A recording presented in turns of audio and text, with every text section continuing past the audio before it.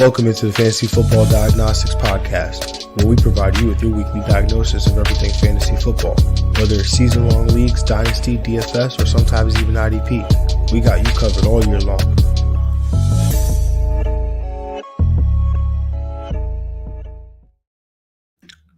What's good? You know the vibes. Jon Jeune here at the real Jon Jeune _FF, and I'm back with another live episode of the Fantasy Football Diagnostics Podcast, episode 427.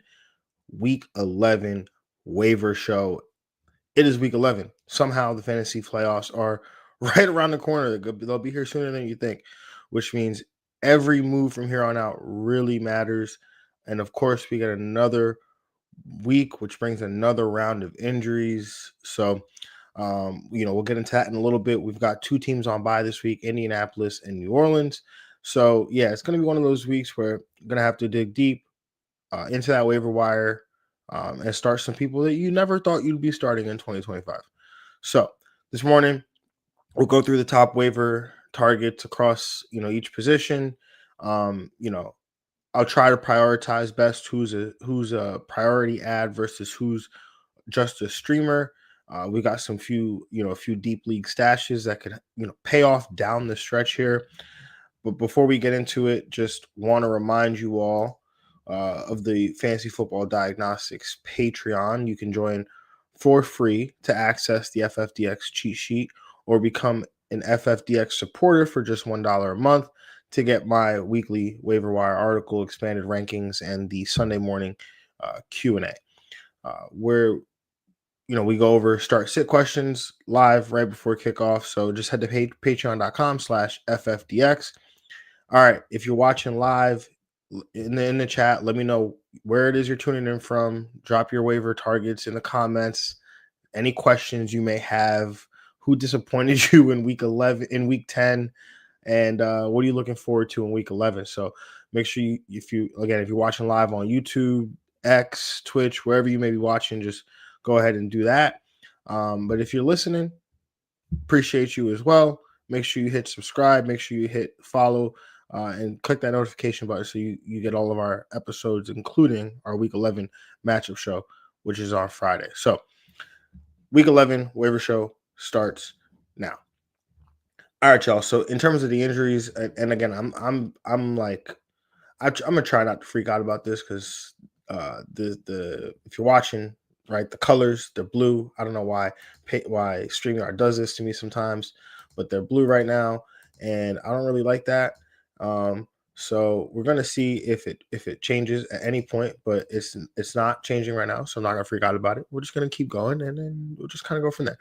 But in terms of injuries, right? So starting in Buffalo, Dalton Kincaid, the tight end out of Buffalo, he's expected to be out 2 to 4 weeks with what looks like a hamstring injury that he suffered in the Week 10 loss to Miami. So quite unfortunate for Dalton Kincaid, who was having a pretty good year, but also unfortunate for this Buffalo Bills offense, which is going to be down one of their primary pass catchers. Denver running back J.K. Dobbins, he injured his foot in Thursday's game on what was supposedly a hip drop tackle that did not get called in the game. Ended up staying in the game, playing through it, but did have to get a second. I guess he got a second opinion after the game, or he's seeking a second opinion.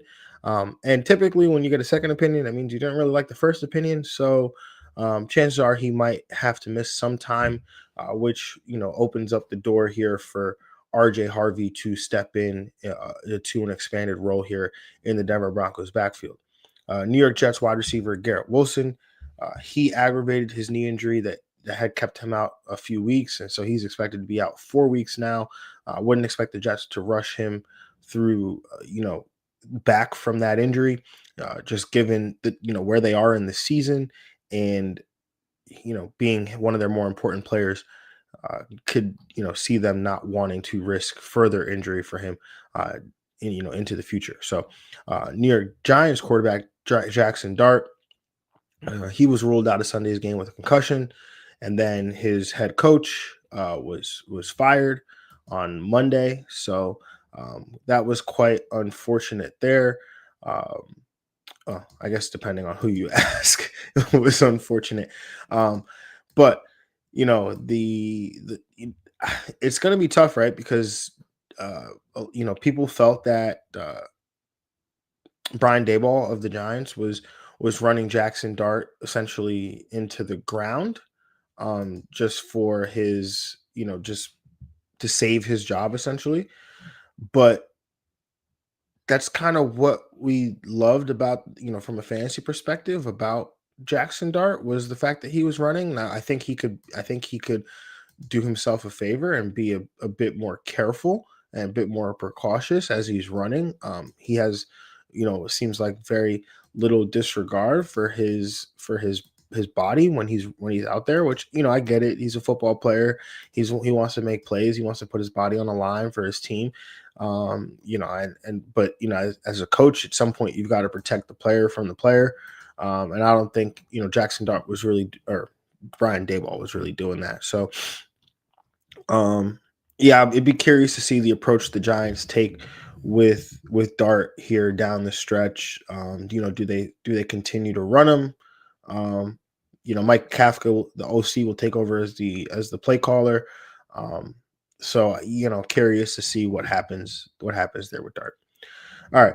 New England running back Terrell Jennings, he left Sunday's game with a knee injury, did not return. That was also quite unfortunate, but it did lead to the Travion Henderson breakout, because Mike Vrabel had no choice but to let Travion Henderson cook. So, and he did just that.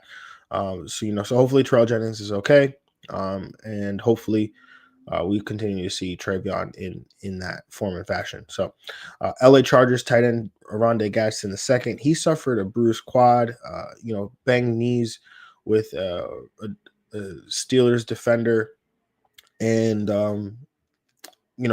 I think the fantasy community waited and bated breath for the uh, prognosis here of Rondé Gadsden II, but alas, he is all okay, it seems. So, according to Jeff Mueller on Twitter, or on X, he says that it's going to be like more of like a pain management thing here for Gadsden. So there's a possibility he could play in week 11. Just depends on how he feels, given uh, the pain and whatnot. So, LA Rams wide receiver Devontae Adams, he exited Sunday's game with an oblique injury. Sean McVay said he could have returned to the game, but given the score and the nature of the game, he did not. Tampa Bay or San Francisco quarterback Bucky. Wow. Look at that. San Francisco quarterback Brock Purdy could potentially return to the lineup in week 11. So we'll have to see. Mac Jones is continuing to play well, but again, Brock Purdy returning probably means more for super flex leagues right now more than anything. So, for teams that are going to be losing Mac Jones and teams that will be gaining Brock Purdy. So, and then Tampa Bay running back Bucky Irving is not expected to play in week 11. This is just getting weirder and weirder with Bucky Irving, and it's actually really pissing me off, because maybe they didn't know, but like if you had an inkling that, hey, Bucky Irving's not going to be able to play 4 games, or at least, he's going to, like, when they did not put Bucky Irving on IR, I think most people assumed that he would be back sometime before 4 weeks, right? I looked at the schedule. I said, you know what? I was prepared to not have Bucky Irving until after the bye week, which I think was about like 3 weeks, maybe 4 weeks, whatever. I don't remember exactly what it was, but I was prepared to not have Bucky Irving until after the bye week. And that made sense. And now it's not making sense anymore, right? And maybe I have Bucky Irving on like 3 of my fantasy teams. Maybe I don't. I don't know. Neither here nor there. But it's still irking me, the fact that if you knew he was going to be out this long, just put him, again, maybe you didn't know, but if you had an inkling, if you had an idea that he'd be out this long, just put him on the injured reserve, and it would give us all a lot more clarity, right? But every day, every week, we come back and we say, hey, is Bucky Irving going to practice on Wednesday? And Todd Bowles goes, no, he's not going to practice on Wednesday. And then we're just like, sad, walking away. Again, anyway, thanks for coming to my TED Talk. That was my rant. But Bucky Irving not expected to play Week 11. Make other arrangements. Washington wide receiver Terry McLaurin missed on his game with a quad injury. Not expected to play Week 11. Maybe I'm not as angry about this one because I don't have a ton of Terry McLaurin. But it's a similar thing here. At this point, just put the man on IR. I don't know. Anyway, as I mentioned at the top, Indianapolis, New Orleans on bye. Don't play those players. You won't get any fancy points. And now let's move on to the actual part of the waiver show where we start talking about the players that we want to pick up, maybe not pick up, or so on and so forth. And again, in order to pick people up, you got to drop some people. So if you're watching live, make sure jump in the comments. Let me know who you're thinking about dropping, and we'll kind of have a conversation right here, right now, right? So starting with the quarterback position, let's talk Pittsburgh quarterback Aaron Rodgers, available in 63% of Yahoo leagues. And look, I get it. It's not been good for Rodgers, but, he's been on a little bit of a downward trajectory over the last few weeks, and we've got just the cure for that coming up, right? How about the Cincinnati Bengals? That defense has allowed the most fantasy points to opposing quarterbacks over their last 3 games, just over 28 fantasy points per game. And as a bonus, he gets a Chicago defense in Week 12, who currently ranks as the 3rd best matchup for opposing quarterbacks. So Rodgers has, a little 2-week stretch here where he can help you, if you're a 1 quarterback league, you're streaming, he can help you here during this 2-game stretch. Daniel Jones being on bye, I know that's going to hurt some people. So, for sure, Aaron Rodgers is a nice option in those, for those teams. Let's move on to Seattle quarterback Sam Darnold, available in 35% of Yahoo leagues. All right, look, so Darnold didn't come through for us in Week 10. That game was so weird, had 3 turnovers in a weird game that Seattle dominated for the entirety of it, had 2 sack strip fumbles of Jacoby Brissett. So that's obviously instant offense. But he's got actually it's not even really instant offense. Instant offense would be like red turnover, end up in the red zone, instant offense. This was more like non-existent offense because the defense scores, the defense comes right back. So that makes it a little tough for Sam Darnold to score some fantasy points, but he did have some turnovers himself. Like I said, two fumbles and an interception. So that game was just weird, but he's got a little bit more competitive matchup on deck against an LA Rams defense that has allowed an average of 19 plus fantasy points per game to opposing quarterbacks over their last 3 games. Next up, we got Marcus Mariota, available in 86% of Yahoo leagues. So Mariota did come through for us as I think I wrote borderline QB1 in here because it was pending the results of Monday Night Football, but after that game, I'm pretty sure he might have finished as a QB1. And he's set to face off against a Miami defense that actually played really well against Josh Allen and the Bills. Now, Josh Allen did still finish as a QB1 thanks to some negative game script. But I think, Mariota can still bring some value this week too, especially if he's going to use his legs, which we know he often does, although he scared the hell out of me when he tried to hurdle because he only got like a foot off the ground. All right, let's move on to the next quarterback on this list. Atlanta quarterback Michael Penix Jr., available in 78% of Yahoo leagues. Now, look, Penix is the definition of Dr. Jekyll and Mr. Hyde, and well, he gets the Carolina Panthers defense, which almost feels like the Dr. Jekyll, Mr. Hyde of defenses right now. But with Penix at home, I think you can trust him if need be, with Carolina giving up 18 plus fantasy points per game over their last 3 games, right? So, Again, Penix is like the syrups of all syrups. If you've been listening, I've been making this really, really, I find it interesting, but some of you might find it borderline annoying. But I've been making this analogy of pancakes and syrup, right? Like the weapons, they're the pancakes, right? Like we love, there's plenty of them sometimes. Maybe there's not a lot, but we love eating them, all right? We can have 2, 3, whatever. We love our pancakes. And sometimes, maybe you want to save on the calories, so you just a little bit of syrup, right? Or maybe you won't even substitute the syrup. Maybe you put like jam. Some people do that, teach his own, whatever. Maybe you put some honey, whatever. But Michael Penix, he's the syrup. In this case, I don't want a whole lot of syrup. I just want a little bit of syrup. And this week is probably a good week for syrup. So anyway, going against Carolina, He's at home. The last time he played Carolina, it was terrible, but he was in Carolina, where Carolina plays really well at home, and Michael Penix, where it plays really poorly on the road. So, the reverse of that could lead to good things. Who knows? We'll see. But yeah, he's an option. But this next option is probably my preferred option, right? And that's Arizona quarterback Jacoby Brissett, available in 80% of Yahoo leagues. Brissett has been very good, no less than 19 fantasy points in any of his 4 starts, and now against a Seattle defense that has allowed an average of 26 plus fantasy points over their last 3 games, including 3 straight games of at least 21 fantasy points, right? There's this whole conversation about, whether or not Jacoby Brissett is better than Kyler Murray. Look, if you've been listening to this show, I think rookie year Kyler Murray, I was like, hey, this kid is really good. This kid has potential, right? After rookie year Kyler Murray, I didn't see anything. I didn't see much, right? I think that he had the 1 year against that 1 year that he was playing really, really well. Ended up tearing his ACL on like Monday Night Football in like week 15. I remember that specifically because he was on my Superflex team redraft. I had him and Josh Allen. I was crushing. I was cruising. And then I lost Kyler Murray while I was on bye. So that was terrible. Anyway, but Kyler Murray, I feel like it almost felt like there was never any maturation in that offense with Cliff Kingsbury.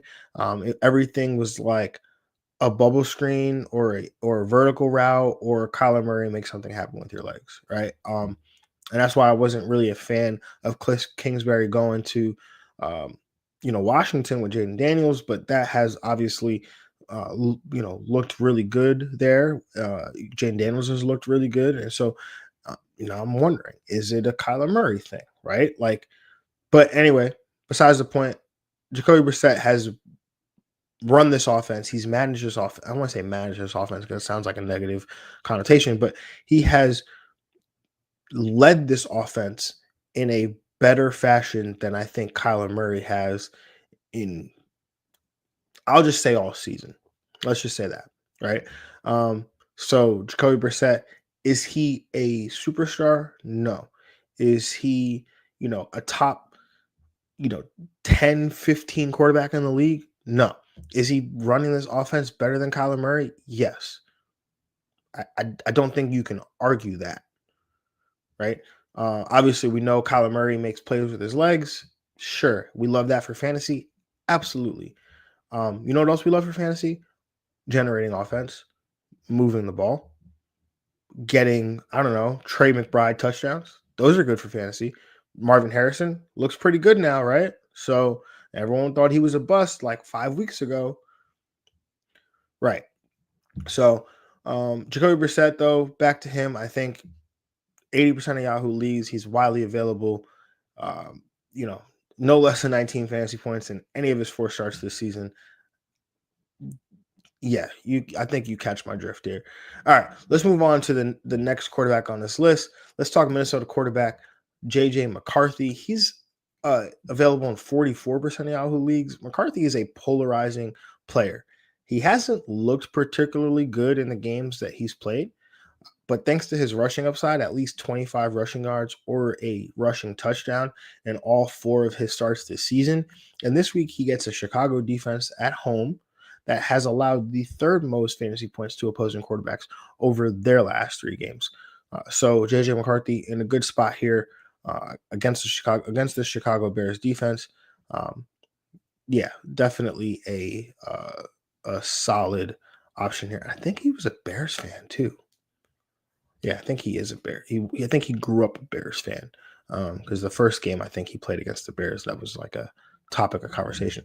Anyway, if you're looking for a guy with a little extra motivation, maybe 9 is your guy. Not JJ McCarthy, but 9, right? So if you don't know what I'm talking about, JJ McCarthy apparently has an alter ego, which he refers to as 9. And that's why if you see him making those really angry competitive faces, it's not JJ McCarthy making those faces, it's 9 making those faces. So anyway, let's move on to the running back position and let's talk Houston running back Woody Marks, available in 35% of Yahoo leagues. Like, I'm hoping you already have Woody Marks rostered in your league, but in the event you need some convincing, he came through with his third double-digit PPR outing over his last 4 games. Marks last week saw the fourth highest increase in rush share amongst running backs in Week 10, excluding Monday Night Football. So, what I mean by that is he saw from last week to this week, he saw the largest bump in percentage of his rush share, right? He saw 73.7% of the running back rush share this week. And now it remains to be seen if this was game script dependent, as Houston was in comeback mode for most of the game. But the point still remains that Marks needs to be rostered in 12-man leagues, 12-person leagues, right?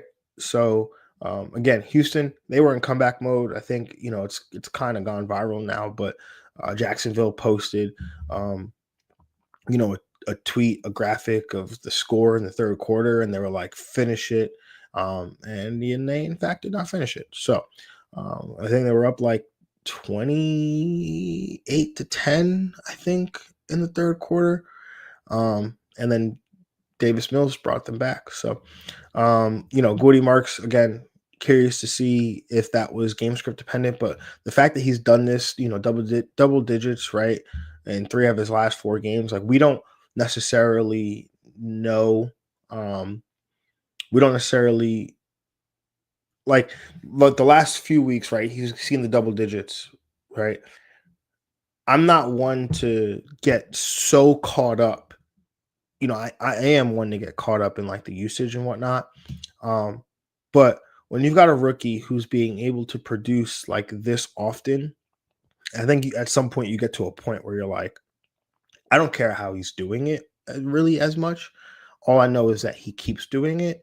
So I've got to, you know, get him, play him in the hopes that the team that he's playing for realizes like, oh, wow, good things happen when we get this person the ball. Let's keep getting them the ball, right? And, rational coaching, people think it's a fallacy and whatnot. But I think, it is real to some degree for some teams. All right, let's move on to the next guy. Arizona running back Trey Benson, available in 39% of Yahoo leagues. Benson still on IR. We're still waiting for him to practice, but he's, if he's available in your league, definitely worth a look. And if he's not available in your league, maybe you want to pick up Arizona running back Amari DiMarcado, available in 63% of Yahoo leagues. Had 100 total yards last week after 78 total yards in week 9. And if Benson doesn't return, he will continue to see usage, even potentially an uptick in usage. And if Benson does return, then he could still see some possibilities spelling Benson, as Benson is kind of Zonovan Knight is redundant as it pertains to Benson. Michael Carter probably somewhere between Amari DiMarcado and Benson, closer to Benson. But Amari DiMarcado is like the only running back on the team that kind of has that profile, right? I mean, Benson obviously explosive as well, has some pass catching ability, but Amari DiMarcado, he's probably the fastest of these 4 running backs here. And I think they like to use his speed in the edges, get some explosive runs, but also utilize him as a pass catcher. So I think he'll continue to have some semblance of a role going forward. All right, let's move on to the next running back on this list, and let's talk Tampa Bay running back Sean Tucker. Now, he's available in 93% of Yahoo leagues. He outrushed Rachaad White in week 10, and with no timeline on Bucky Irving to return, I'm doing the Arnold, the Arthur fist right now. But Tucker becomes more intriguing, much more intriguing, right? He saw 47% running back rush share, seeing a near 17% increase from in team rush share from week 9 to week 10. And Tucker has been good when given opportunities. So if he receives more opportunities going forward, then he could find himself being fantasy relevant here, right? Next up, let's talk Tennessee running back Tajay Spears. He's coming off the bye week, so he's widely available, 64% of Yahoo leagues. And as I mentioned last week, he should be considered an RB3 rest of season. All right, let's move on. Let's talk Atlanta running back Tyler Algier. He's available in 67% of Yahoo leagues. I don't know how many times I have to say this. I don't know how many times I talk about him. But we see the standalone value with the touchdowns he vultured from Bijan Robinson this past week. And like, I get it. It's annoying to see that happen. But also at the same time, like, I think we also have to understand, like, there is true standalone value here. And he's got the built-in upside. If something were to happen to Bijan, like, you guys gotta think about this, right? And if the 33% of you that roster him, I'm not talking to you. I'm talking to the 67% of people that aren't, right? The 67% of people that look at Tyler Algier on their bench, on their waiver wire, and they say, nah, I'm good, right? If Tyler Algier were to, if something were to happen to Bijan, like let's say Bijan was like, yeah, you know what, I'm good off the football stuff for the rest of the year. I'm not gonna play, right? You guys, Atlanta, you guys got it, right? Not saying that would ever happen, just hypothetically speaking, of course. Tyler Algier you guys wouldn't walk, you wouldn't run, you would sprint to your waiver wires to be able to put in a claim or to be able to spend fab. You'd probably spend 100% of your fab to get Tyler Algier on your team. So instead of having to spend 100% of the fab, instead of having to burn the number one waiver priority, instead of having to try to compete with your teammates to get Tyler Algier on your roster, why don't you just go get him for free? Cost you nothing. Nothing. So that's my rant. That's my rant with Tyler Algier. But it's okay. I know I'm going to talk about this next week. So, and look, maybe you're listening, maybe you're watching, maybe you're part of that 33%. Like I said, I'm not talking to you. But if you're not, I'm definitely talking to you. All right. Let's talk LA Rams running back Blake Corum. Available in 89% of Yahoo leagues, 3 straight games, 13 touches. He's not having the production that would lead to much fantasy relevance right now, but in a plus matchup and plus matchups down the stretch, right, he could find himself being useful, not to mention the upside he carries as an insurance policy to Kyron Williams. All right, next up, let's talk San Francisco running back Brian Robinson. He's available in 76% of Yahoo leagues. He's got back-to-back outings, back-to-back double-digit outings here for Robinson. Wouldn't expect that every week. But again, this is more about him as an insurance policy. All right. Everything I said about Tyler Algier, you could apply it to him. You could apply it to Blake Corum, right? So, these guys should have a spot on your roster, right? Emmanuel Wilson, same thing, available in 92% of Yahoo leagues. Again, he's the number 2 running back behind Josh Jacobs, so it would make sense to roster him in the event something happened to Josh Jacobs, right? And look, like I said before, treat these guys as, what I call yo-yo running backs, right? Like pick them up, drop them, pick them up, drop them, pick them up, drop them, right? Like, we could have picked up Tyler Algier at 9:30 or right before the 9:30 game, 9:30 Eastern, of course. You could have picked him up. Maybe after you saw Bijan Robinson was healthy, you were like, okay, I'll drop him. And then at 1 o'clock, you picked up, I don't know, like Isaiah Davis, right? Okay, Brees Hall healthy. Sure, done. Drop him. Maybe you picked up Blake Corum or Brian Robinson, right? Kyron Williams and Christian McCaffrey, both healthy. All right, I'm going to drop them. I'll pick up Emmanuel Wilson, right? Or Tank Bixby, who's available in 74% of Yahoo leagues, right? Who backs up Saquon Barkley, right? So, you could do this. This is a strategy that you can take, right? If you play in a league that allows you to drop players after they've already played, right? This is something you can do so that you can land in, a situation. You find, you pick one of these guys up just off a whim, and then now you saved yourself a bunch of fab, a bunch of, having to burn that top waiver priority or having to compete on waivers for the guy because you already got the guy, right? So those are things, it's one of the things that you can do. All right, let's move on to the wide receiver position, and let's talk Indianapolis wide receiver Alec Pierce, available in 57% of Yahoo leagues. Now, look, I understand that he's going on a bye this week, but he needs to be rostered, right? He's been far too good in recent weeks to pass up, and he's running consistently as the number 2 wide receiver in this offense. Look, I don't like it. Feels like it's been a minute since we've been talking about him. It really hasn't been that long, right? We just started really talking about him after that 10 for 98 game or whatever that was, or 5 for 98 on 10 targets. Um, but he's been hitting pretty much ever since. Second in snaps at the wide receiver position, second in routes. He's over the last few weeks leading them in targets.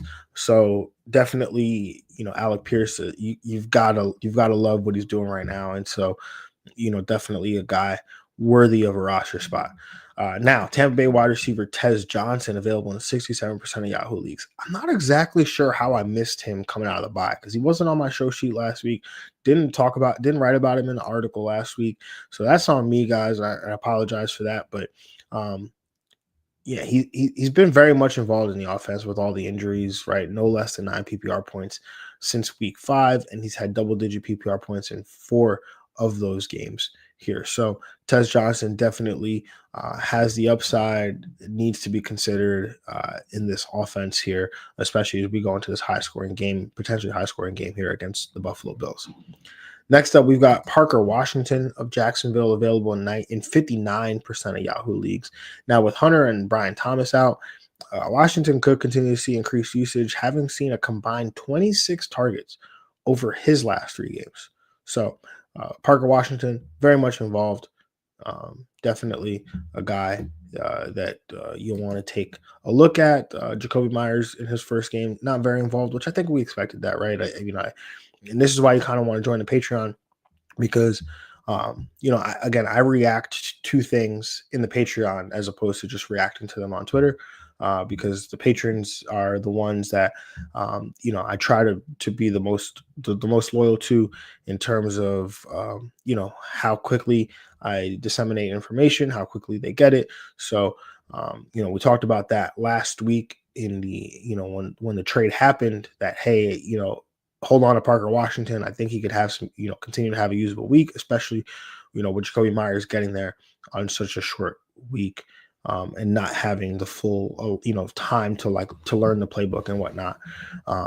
So Parker Washington, I think, will continue to have a role. And if you play in a return yardage league, that punt return was so nice. It was so nice. All right, let's move on. Oh man. Okay. Let's talk this next guy here, actually. Let's talk New England wide receiver Mac Hollins, available in 99% of Yahoo leagues. Wow. Crazy. If only anyone saw Mac Hollins' game coming, right? 10 targets, 6 catches, 106 receiving yards. Surely nobody talked about Mac Hollins last week. That's false, because if you listen to the show, we talked about Mac Hollins last week, right? I called him out as being the most likely to fill in for the Butte role, right? And he did just that, leading all wide receivers in snaps and routes run. And probably the more surprising stat that he led them in was targets, right? Typically that has been, something that has, been left up to Stephon Diggs to lead this team in targets. But 10 targets, like I said, 6 catches, a buck 06. I had to pick him up and start him on Sunday, which it felt so dirty doing it, but I was like, nah, screw it, we're doing it. I had to try to keep up with Jonathan Taylor's 40 something PPR points, which not a great way to start your Sunday, guys. I'm telling you, not a great way to start your Sunday. It is a great way to start your Sunday if you have Jonathan Taylor, but if you're going against Jonathan Taylor, not a great way to start your Sunday. But anyway, he's getting a Jets defense this week that has allowed the 19th most PPR points to opposing wide receivers over their last 3 games, right? So Mac Hollins, I think, is going to continue to play this role, especially on a short week. I don't think the Patriots have much time to adjust here. So Hollins will continue to be one of the guys here. Moving on, let's talk our guy, right? It almost feels like him. He's the cover boy on the episode today. We talk about him we literally talk about him every week, right? Like literally it says Troy Franklin, Denver wide receiver Troy Franklin, available in 54% of Yahoo leagues. And like I said, we've been talking about him for a while now. I actually went back and checked. We've been talking about him since back in week 2, right? His week 2 breakout. And the thing about that is we've been talking about him, about playing Troy Franklin for the matchups, right? That has been, if you go back and you listen and you watch that, any of those episodes outside of maybe last week, right? We've been talking about the matchups.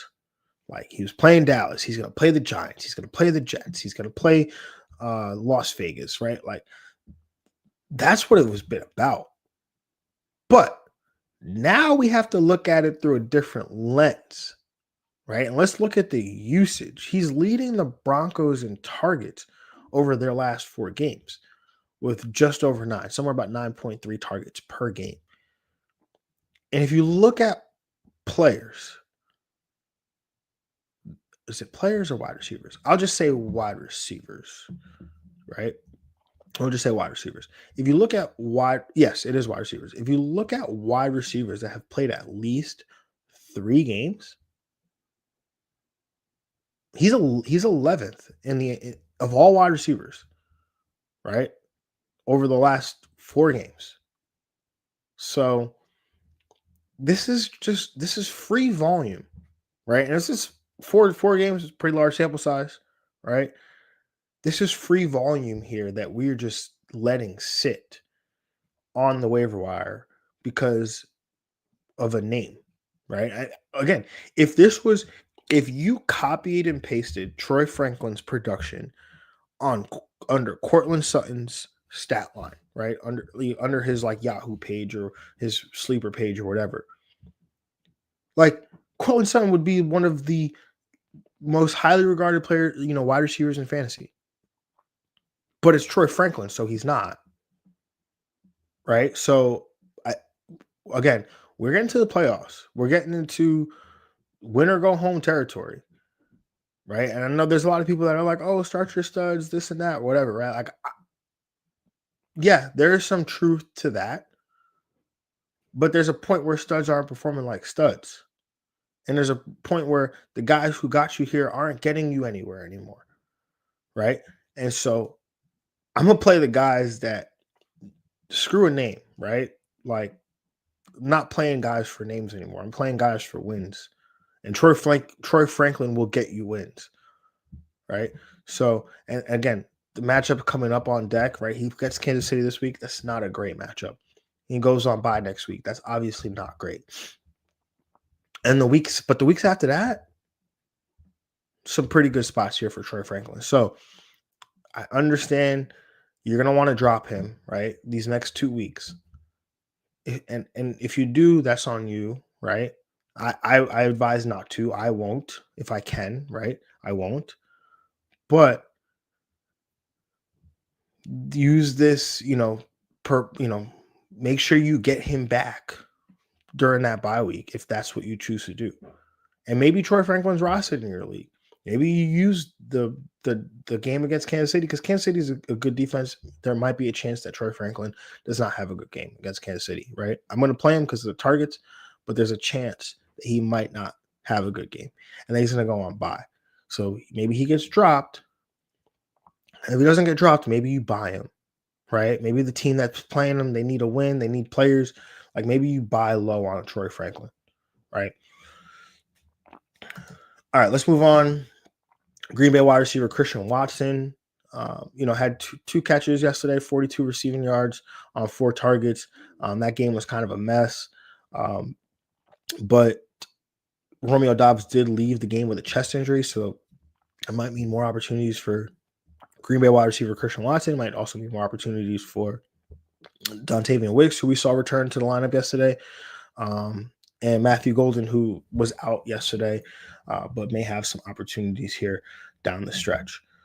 All right, let's move on to New England wide receiver Kyle Williams, available in 98% of Yahoo leagues. Played 55% of the snaps and 53% of the routes, which were both season highs, beating his previous season highs from week 9. And I think he's more fantasy relevant than Demario Douglas just based on playing time and the route usage, the route participation, I should say. Plus his speed is unreal. Like if you saw that 78-yard touchdown, like I knew Kyle Williams was fast, right? Like that's if you read a scouting report, you watched him, you knew he was fast. But then when you see him on an NFL field running away from people the way that he was, like, holy crap, he's fast.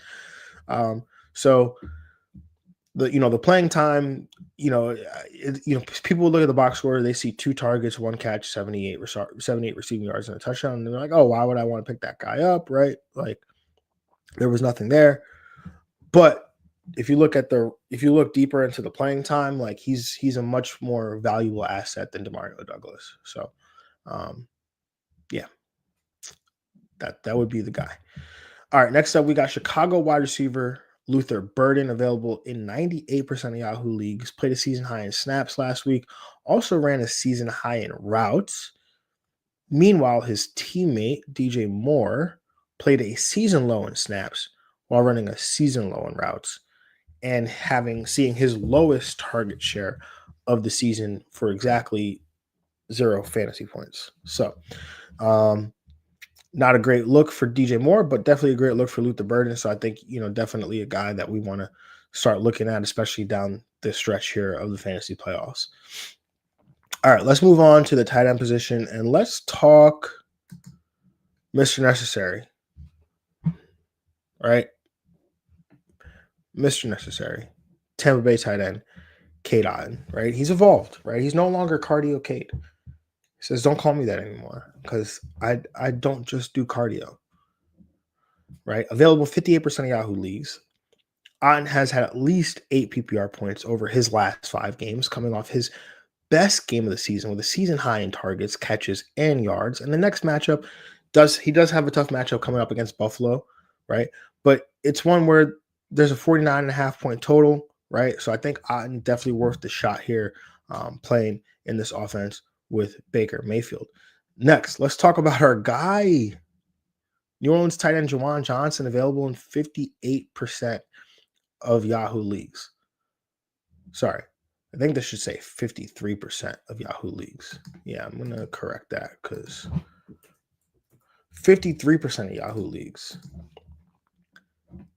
And Johnson has now had 4 straight double-digit outings. That makes 7 times he's hit double digits on the season out of 10 games.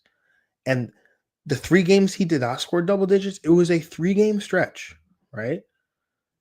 Between weeks 4 and 6, where I'm very positive that he was playing through an ankle injury, right? He was on the injury report with an ankle. The first time we saw him on the injury report, didn't play well. He was back on the injury report the next week, didn't play well. Was on the injury report the week after, continued to not play well, and then he was off the injury report. And then double digits again. So if we take out those 3 weeks where he literally was not healthy, Juwan Johnson has been a fantasy stud here at the tight end position. So definitely a guy that we definitely need to take a little bit more seriously here. All right, next up, we've got Cleveland tight end Harold Fannin Jr., available in 58% of Yahoo leagues, had a solid PPR day, saw 7 targets on Sunday, and should continue to be involved in the offense as he tied for second on the team in routes run here with Cedric Tillman. So, I'm not going to talk any of the Browns pass catchers just because I watched Dylan Gabriel play a football game for the first time, really like a full football game for the first time. I mean, maybe there was that London game, but I think I gave him a pass. But this one, I was just like, oh my God, he looked terrible. So, but Harold Fannin, for some reason, he seems to perform despite Dylan Gabriel. So, anyway, let's move on to New York Giants tight end Theo Johnson, available in 58% of Yahoo leagues. Johnson caught 7 of 8 targets. Seems a bit less appealing without Dart potentially in the lineup, assuming he's out with the concussion, but he did have double-digit PPR points, has scored double-digit PPR points in 5 of his 10 games this season. Next up, let's talk Houston tight end Dalton Schultz, available in 66% of Yahoo leagues. Schultz has been pretty good, at least 6 targets in 6 of his last 7 games, and with double-digit PPR points in 4 of his last 5 games.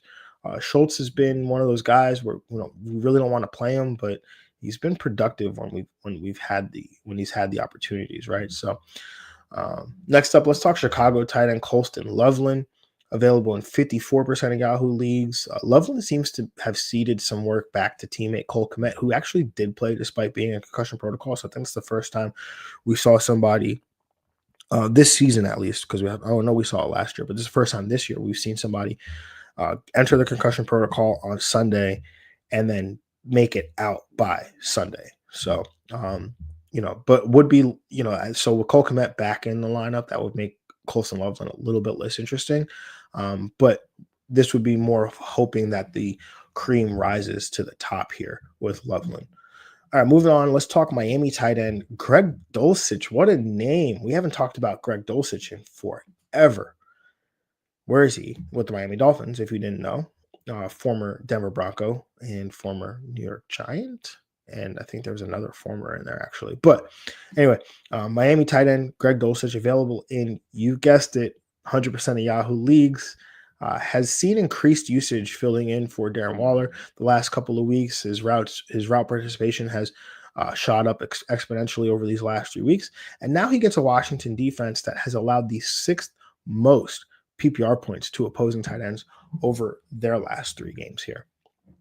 Next up, let's talk New York Jets tight end Mason Taylor, available in 83% of Yahoo leagues. The Jets are 11.5-point underdogs this week, so they won't be able to get away with the lack of a passing attack that they had last week in their matchup against Cleveland. And so this matchup is a +1 here for Mason Taylor, as New England has allowed the 7th most PPR points per game to opposing tight ends over their last 3 games. So Mason Taylor, not the most exciting, but walks in here, no Garrett Wilson, good matchup. I think we've seen that before, and the results were pretty good.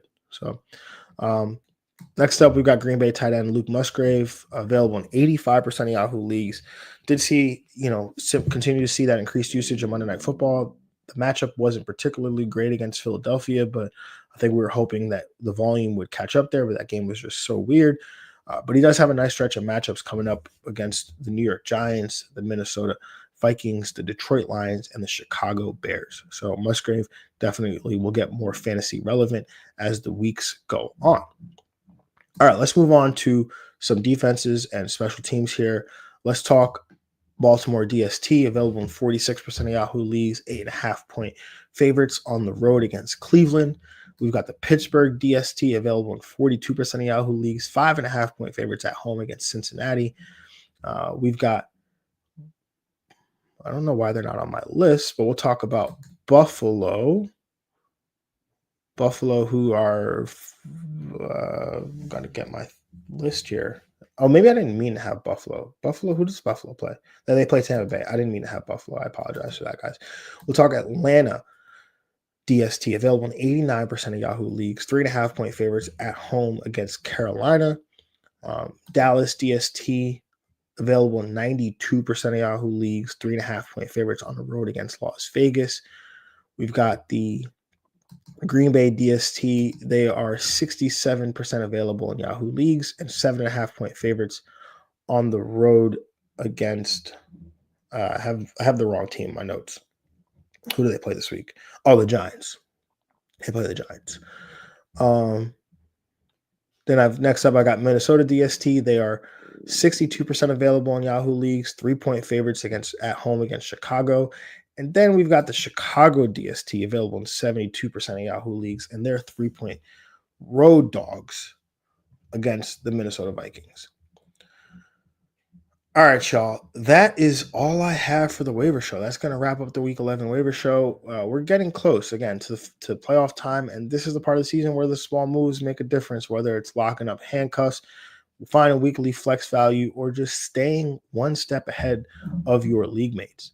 If you found this morning's show helpful, make sure you hit that like button, make sure you hit that subscribe button, turn on those notifications so you don't miss the Week 11 matchup show later this week. And don't forget, you can always sign up for the Patreon, patreon.com/FFDX, where you'll get the weekly cheat sheet, which drops tonight, every Tuesday. And you'll also, if you sign up for the FFDX supporter tier for just $1 a month, you'll get the weekly waiver wire article, which drops on Mondays. You'll get the expanded rankings, which drop on Wednesday night, Thursday morning, or you'll get the access to the Sunday Q&A, which 12 noon every Sunday, where I'll answer any of your questions, whether that's football, betting, life, whatever you want to ask, I'll answer. And yeah, again, $1 a month. That's the best value in the fantasy industry. So appreciate everyone who tuned in live. Appreciate everyone who's listening, podcast platforms, Spotify, Google Play, wherever you get your podcast. Much love. As always, good luck on the waivers this week. And yeah, go make those moves, and I'll catch y'all next time. Have a good one. Peace.